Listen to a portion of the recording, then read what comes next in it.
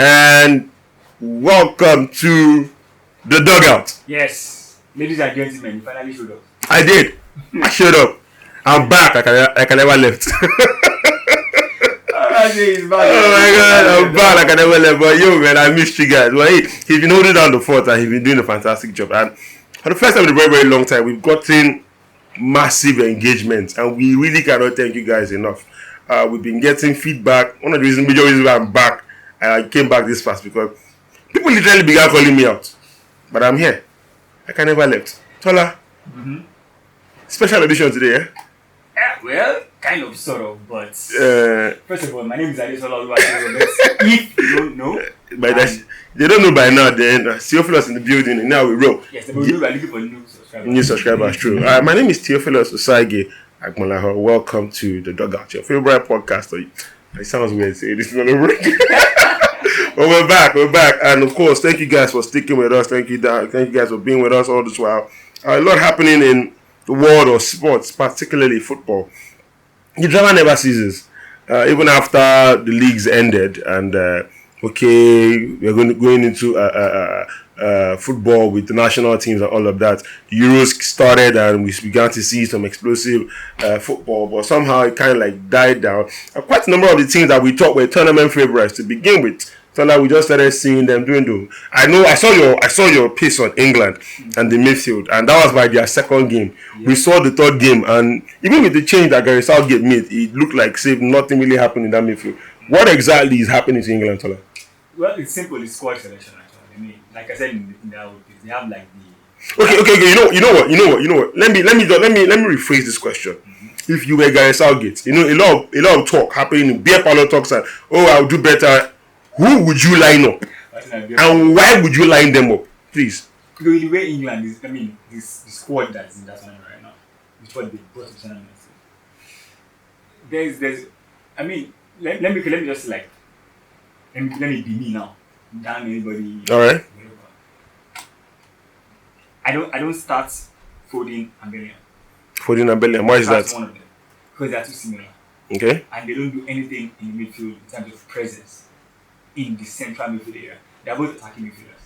So they play in the center of football. They are not wingers, both of them. They are not wingers. A lot of people think Foden is a winger because he sometimes comes from the left, and just like the team Bernardo Silva is a winger. No. But because he's left footed, comes in from the right and all that. But personally, I can't see. The only way I can see myself using both of them is if England plays a 4-2-1-3 formation. So basically more like a 4-2-4 what Brazil put up did at the last World Cup, yeah. And then again, but why that also won't work? Because right now they don't have an experienced enough central midfielder that can actually marshal that midfield alone with an extra hand. No, before the show, they said something like there's only one player right now in world football that can do it, and that's N'Golo Kante. N'Golo Kante, because yes. Kante has a song was made about him, so you know how influential he is. Kante has been doing it for a long time, so his experience is. He knows what to do, how to do, when to do it, when he's playing. So that's the problem with England right now. They have only one good midfielder right now, that's Declan Rice. Not one good, but one established sort of midfielder, that's Declan Rice. But Declan Rice alone cannot handle that because he's never been experienced enough to do that. Now the only other option. By experience, you mean on the level of players like N'Golo Kante? Yes. Because I know Declan Rice can hold his own. He can hold his own, but like at Arsenal, when he was playing well, we realized that he had a party. When he played the party, you could see that yes, he was able to flourish. Now he doesn't have that kind of player that's playing in the midfield. The first game was terrible, where it was him and what's it called, Trent. Yeah. Trent has no business in the midfield. Sorry, I know he has good passes, he has all those long cross, but that is not what midfielders do. That's not only what midfielders do. Midfielders don't just pass the ball. When you're a central midfielder, there needs to be a presence. If you watch England play over the past 3 years, there is no major presence driving the attack from the central midfield. Okay. Bellingham is too far ahead. Foden is too far ahead. Saka is too far wide. And of course, a lot of people are seeing why that is a problem because Kane is not seeing the ball. Okay. So you know what, Tola, I agree with you to a large extent, like I said earlier. But if I were to give my own 11 for this English national team, I'll stick with the back line. They haven't really let in goals so far. No, the back line. But like you said, my problem starts from the midfield. A lot of people forget or do not realize that you have midfielders that for different roles in the midfield. There are midfielders that break up play. Yes. You usually call them DMFs, defensive midfielders. They break up play, they marshal the midfield, they cover up the centre backs in the event that they go forward. They also know, so whenever actually know how to distribute the ball as well. But the primary job of a creative midfielder is ball retention and ball distribution. Ball retention and ball distribution. Now, while some players know how to move, some attackers, midfielders, I beg your pardon, know how to move the ball like Xavi and distribute it. Also, like Fabregas, you also have defensive midfielders like Sergio Busquets, like N'Golo Kante, but central defensive midfielders, but two different kinds of defensive midfielder, two different kinds of defensive midfielder. Because if you look at the make of Sergio Busquets and the make of N'Golo Kante, almost doing the same work, but very, very different styles, but very, very effective, if you ask me. Now, where I agree with you is Declan Rice, I beg your pardon, come again, Declan Rice and, what's his name now? Trent Alexander-Arnold, in that midfield was a mess, was a hot mess. A lot of people say, oh, bring in Kobe Mainoo, and somehow he brought in a little bit more established Gallagher, captain of Chelsea. But they still couldn't manage it until he brought in Kobe Mainoo, and then we saw, okay, there was a little bit of stability at the back.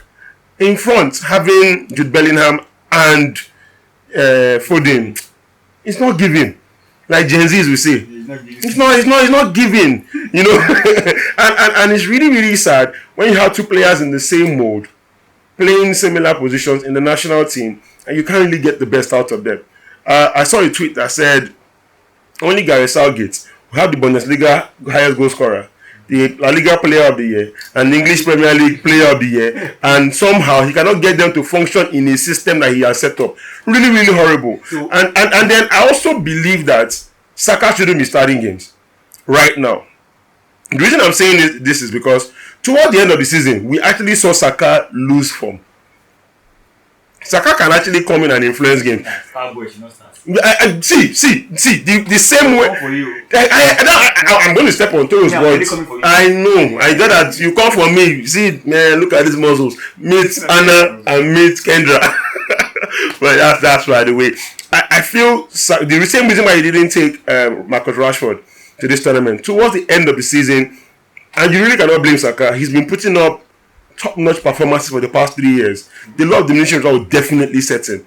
And towards the end of the season, we began to see him dwindle a little bit. Unlike the likes of Cole Palmer. 2 years ago, Palmer was literally an unknown entity. Yes, he was a Manchester City boy that had potential, but he blossomed like a butterfly this past season. And he literally ended the season in red hot form. Even if he's starting ahead of Saka, I wouldn't mind as long as he's performing. Then Saka comes in and then does the major work like the final boss. But Jude Bellingham and Phil Foden, both players of the year in their respective leagues, with a hurricane in front of them, and they've only managed 1 goal or 2 goals in the entire group stage. That's horrible, if you ask me.